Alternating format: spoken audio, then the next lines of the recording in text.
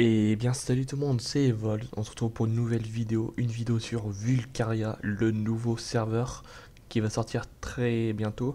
Donc c'est la V2 de ce serveur qui sortira donc samedi à 16h et il me semble, donc tout sera en description. C'est le serveur de Le Fameux et Alien, donc Alien a déjà fait un serveur, je ne saurais plus, je crois que ça doit être King War, mais voilà. Donc je vous mets tout en description, le site, tout le forum et la chaîne de Le Fameux parce que c'est lui qui m'a présenté son serveur. Donc voilà. Et je vous souhaite une excellente vidéo. Bye.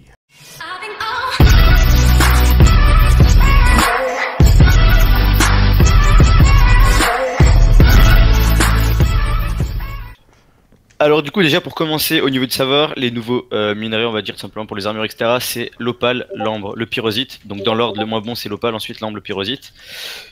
Donc les trois sont minables, vous pouvez trouver les minerais plus ou moins rarement dans la map tout simplement en fonction du niveau du minerai. Ensuite à côté vous pouvez voir voilà il y a les multi-tools en opale, ambre. Donc l'opale il n'y a pas encore la texture, on va l'ajouter, oui il n'y a pas de problème, elle sera ajoutée très vite.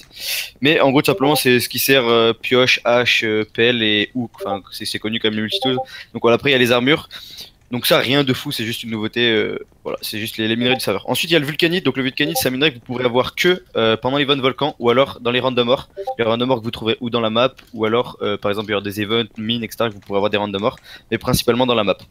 La vulcanite, vous l'aurez à l'event volcan et la vulcanite fusionne, enfin, en faisant un craft avec du pyrosite, de l'ambre, de l'opale, en fait, avec tous les minerais, on fait un gros craft. Vous pourrez craft l'onyx, donc l'onyx qui est le minerai noir qui est juste ici.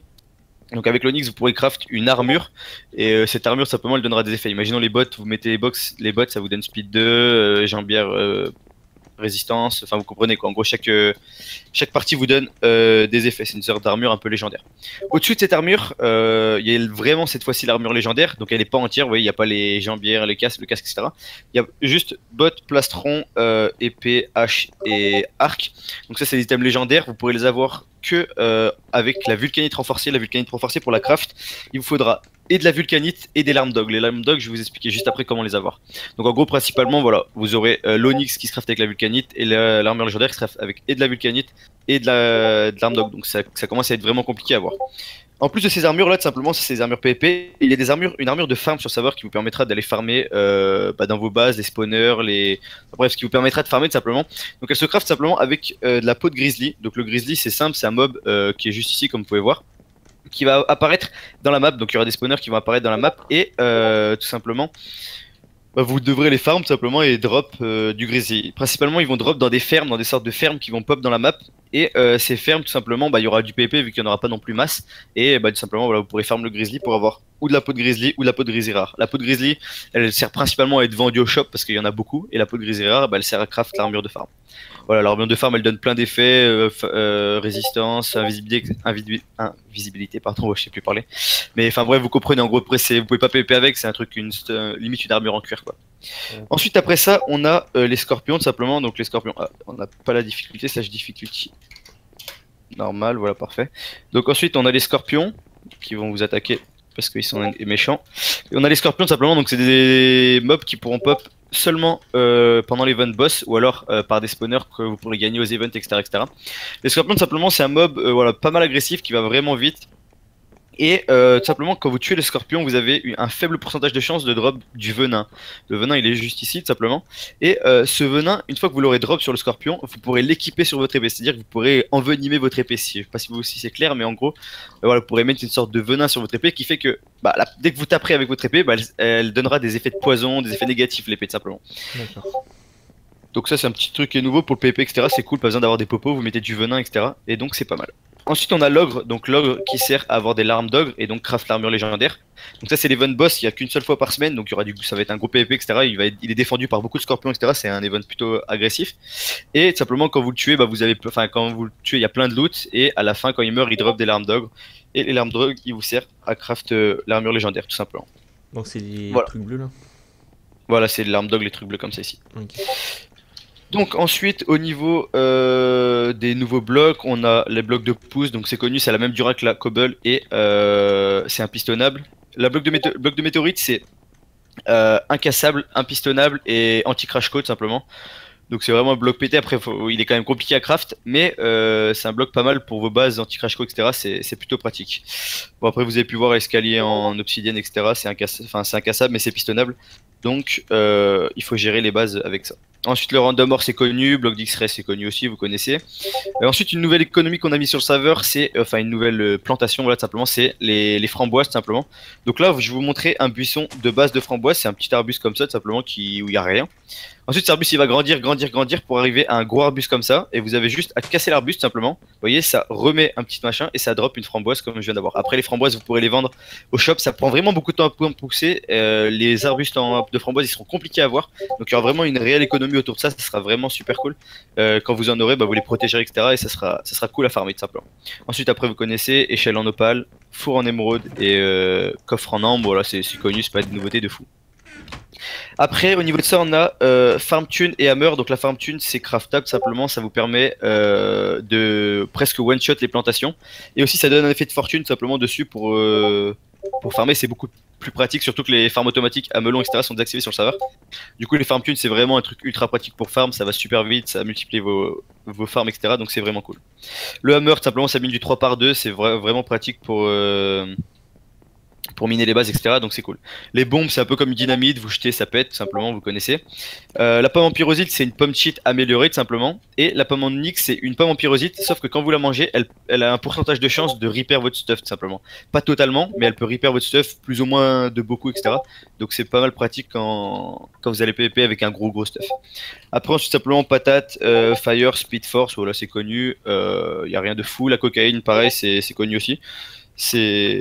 C'est assez cool. Et le cookie de Hast, c'est permet d'avoir Hast pour miner les bases, etc. C'est pas mal du tout. Maintenant, on va passer nouveauté hors, on va dire, launcher, item ajouté, etc. On va passer directement au shop. Donc le shop qui est Farm to Win, quand même vraiment pas mal.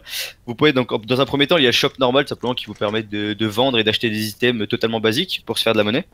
Ensuite, vous avez au milieu le shop spécial, donc qui vous permet d'acheter des kits in-game, des spawners, des commandes et d'autres trucs type des points de classement, des œufs de creep, des bombes, etc. etc. Donc, vous avez aussi par exemple dans les kits, si vous allez sur un kit et que vous cliquez dessus, vous verrez qu'il y a 3 niveaux de kits. Vous devez acheter d'abord le niveau 1, niveau 2, niveau 3. Et le niveau 3, il est à peu près égal au kit que vous achetez sur la boutique. Donc en gros, ça c'est vraiment pour empêcher le pay to win de fou.